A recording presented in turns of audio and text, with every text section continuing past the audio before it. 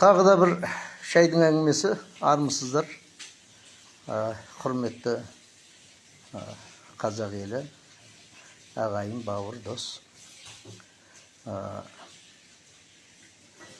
Әжесі жаңағы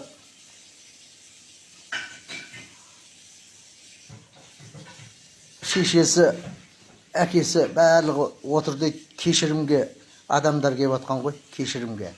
Қызды алып, қыз қашып кеткен, ертесіне азанда кешірімге адамдар келіп отыр дейді, түнде алып кеткен қызды, бала.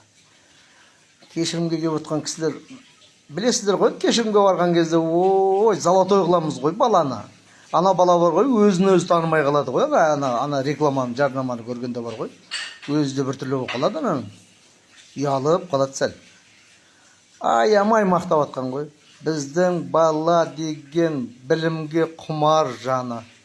О баста өзі кішкентай кезінде сол 3 жасар, 4 жасарында кітап оқимын деп, кітапты қолына ұстап алып жүгіріп жүретін еді. Содан оның қазір 3 дипломы бар, 3 университет тауысқан,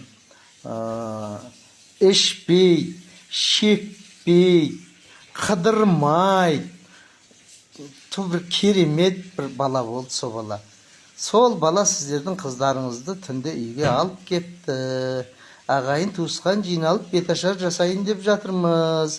Сол беташардың алдында сіздердің алдарыңыздан өтіп алайын деп қазақтың кәдімгі салт дәстүр жолын ұстап, бізде өте тәрбиелі жанұямыз сіздердің алдарыңызға келіп отырмыз деп кешірімге келген жігіт әдемілеп майын тамызып жаңағы елді жұртты бәрін мақтап, өзі таңғалып қалады сөзіне кей кезде.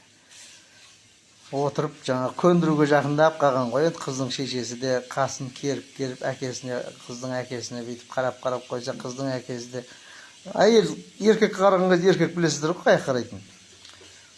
Қыздың әкесі де қарайтын жаққа қарап деп бастай берген кезде әжесі, "Хей!" Ана алдында алаша мен киіздің шаңын бұрқ еткізіп, қолындағы ұршығымен салып қап. Ой, ессіз қағыр, қуғар, сорлаған екен ғой, менің қызым, сорлаған екен ғой. Деп, ана кісілер айтады дейді, ойбай, осы әжесінің қызы, әжесі айтады қазір. Сорлапты ғой менің қызым. Ол ессіз қағыр, өмір бойы кітап кемірген бәле болса, денсаулықтан айырылған шығар бір. Екіншіден, еш жаққа қыдырмаса, еркек боп жұртпен араласып жүрмесе, темекі шегіп бір нервісін басып, кішкене 100 грамын ішіп, көңілі көтеріліп, қолына домбырасын алып, ақау деп бір әндетіп отпаса үйінде ер азамат боп. Менің қызымның миын ашытқаннан басқа жұмысы жоқ екен да, ол ессіз қағырдың. Менің қызымның миын ашытқаннан басқа жұмысы жоқ екен ғой. Ойбай, ана қуғыз сорлады ғой, сорлады ғой деп әжесі жаңағы киіздің шаңын бұрқ еткізіп жаңағы ұршығымен ұратын көрмейді. Сіздер қалай ойлайсыздар? Сорлады ма? Жоқ, зорлады ма? Жоқ, зор болды ма деймін да. Сіздер зорлады ма дегенге ойламаңдар.